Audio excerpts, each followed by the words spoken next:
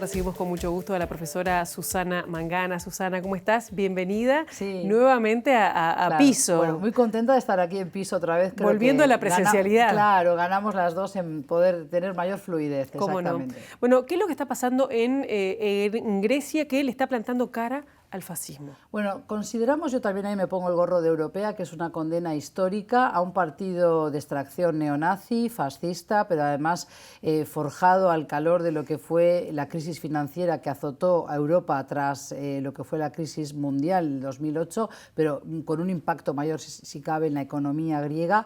Pero realmente yo creo que tras 5 años y medio de juicio, esta condena a un partido que ahora es una organización criminal y por tanto tiene que ser desmantelada, aunque eso no signifique el fin de sus ideas, creo que realmente es una manera justamente de frenar el avance del discurso al odio, el racismo, pero también los partidos de extrema derecha que siguen aflorando en la vieja y querida Europa, tan defensora muchas veces de los derechos humanos y de la libertad de expresión, pero que creo que tiene que haber un límite a dicha libertad cuando lo que se está violando es el derecho de otras personas. Claro, en los últimos años hemos presenciado es por oleadas, ¿no? Una vuelta al crecimiento de grupos de extrema derecha.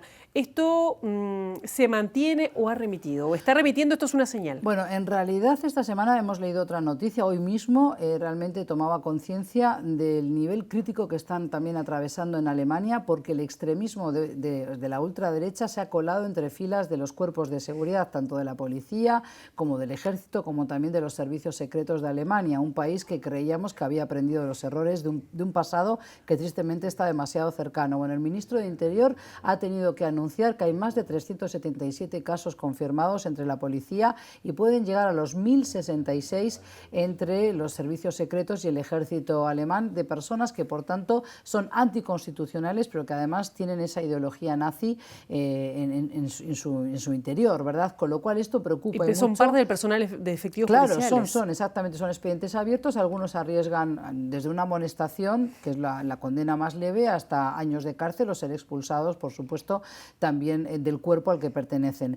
Pero realmente llama la atención porque allí tenemos al partido Alternativa para Alemania, que se ha convertido en una fuerza política de relevancia en el panorama político interno de Alemania y que además están en el Parlamento, como también lo supo estar Aurora Dorada. Van a ver que se llama Amanecer Dorado, Aurora Dorada, este partido que ha sido condenado en Grecia, que también estaban en el Parlamento y que ahora evidentemente se les ha retirado todo apoyo. Pero uno de sus integrantes y cargos más importantes en Grecia, de hecho ya ha abierto otro partido, Griegos por la Patria, que tiene 4 meses de vigencia y aparentemente solo lo votaría el 1,5% de la población griega, pero igual llama la atención cómo este tipo de ideología de extrema derecha sigue vigente, como digo, en Europa con otros partidos como por ejemplo Vox en España, pero también tenemos la extrema derecha gobernando en Polonia, pero también con Víctor Orbán en Hungría, con lo cual realmente sigue vigente, pero yo creo que ahí también la pandemia ha traído algunas cosas buenas en lo que es en la sociedad, en el repensar cómo vamos a salir de esta pandemia y qué tipo de acciones queremos ver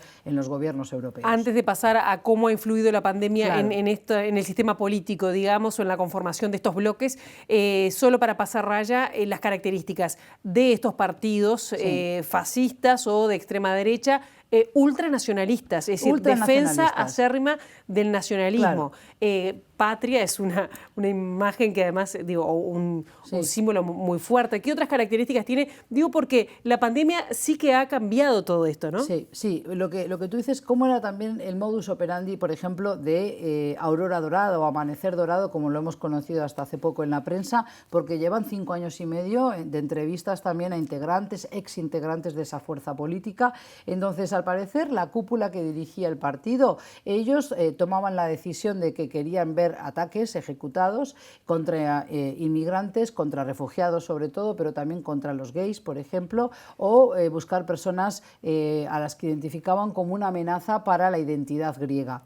Entonces, incluso políticos que obviamente no comulgaban con su forma de pensar. Entonces, ellos tomaban la decisión, entonces los mandos medios planificaban y luego las bases salían a ejecutar este tipo de actos que podían ser desde golpizas hasta llegar a asesinar a personas. De hecho, lo que detonó toda la situación en el 2013 fue el asesinato de un rapero, ahora olvidé el nombre, es Fisas, el apellido es Paulos Fisas, ese fue el nombre. Entonces, bueno, su familia ayer festejaba porque realmente con esta condena se hace algo de justicia, por lo menos para reparar esa muerte, pero también en Alemania ocurre lo mismo, es decir, son grupos más o menos clandestinos, como digo, en el caso de Alternativa para Alemania no es nada clandestino, forman parte del quehacer político y el acontecer diario de la política alemana, pero lo que hacen es instigar al odio, al diferente, al migrante. ¿Por qué? Pues porque justamente capitalizan el resentimiento y la frustración de amplias capas de la sociedad, sobre todo los trabajadores de clase media que han visto que merma su capacidad de gasto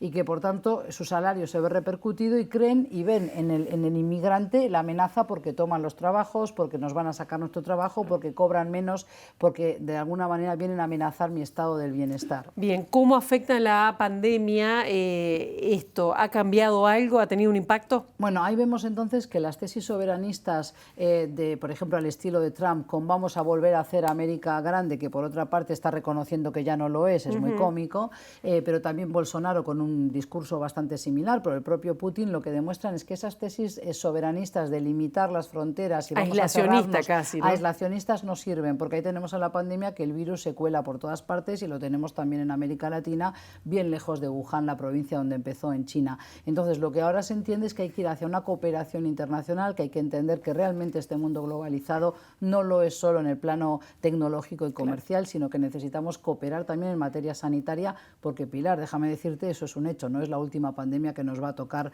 sobrevivir y sobrellevar, ¿verdad? Con lo cual, estamos ahora estudiando esto en las universidades, pero también cómo afecta desde lo psicológico al ser humano, pero también qué tipo de cambios plantea en las relaciones internacionales. Y claramente yo creo que las sociedades han dado cuenta que tiene que haber mayor cooperación entre los países y no se puede ir hacia el aislacionismo, como tú decías. Ese es el aprendizaje que tenemos que tomar para América Latina. Y sobre todo no incitar al odio, porque realmente esto es lo triste, ¿no? Que este tipo de personas como los refugiados y los migrantes, un colectivo con el que tú sabes siempre tengo una empatía muy especial y trabajo todo lo que puedo con ellos o a favor de ellos y visibilizar su causa, son también los apestados del siglo XXI. Ya lo eran antes de la pandemia y ahora todavía más. Y ahí tenemos el caso de Grecia con lo que fue Moira, ¿no? El campo de, yo digo de concentración, porque concentraba demasiadas personas, el campo de refugiados que se quemó hace prácticamente un mes y bueno, esa situación que no se sabe qué hacer en Europa con los refugiados y esto demuestra que realmente tiene que haber una mayor cohesión a nivel de países y por tanto estos discursos de extrema derecha y estos partidos no tienen cabida en una Europa que tiene que seguir siendo un bastión de defensa de los derechos humanos. Susana Mangana, muchas gracias por estos minutos, bienvenida nuevamente a la presencialidad, nos vemos en una semana. Nos vemos, gracias.